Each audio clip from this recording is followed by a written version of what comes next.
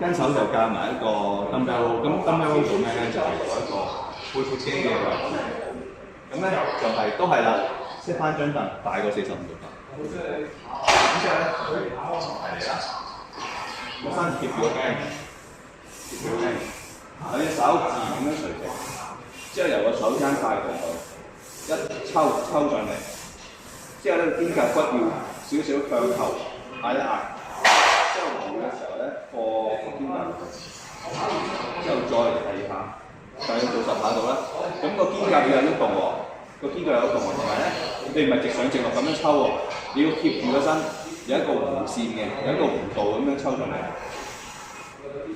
弧度咁樣放翻落去，弧度上，係啦，記住個重點就係咧，你個手踭要帶一條弧線上嚟。上到去推腳再多少少，個肩胛要夾一夾。放嘅時候，你個肩胛係要放埋出去，你 stretch 咗個背肌之後，先開始再做第二下，咁就會收靚啲㗎啦。咁啊，同埋你個手踭要貼緊個推腳，唔好打開佢，打開佢個後個頭會差唔多。咁你因為而家玩背肌啊嘛，咁你就要將個手踭貼住個推腳咁坐。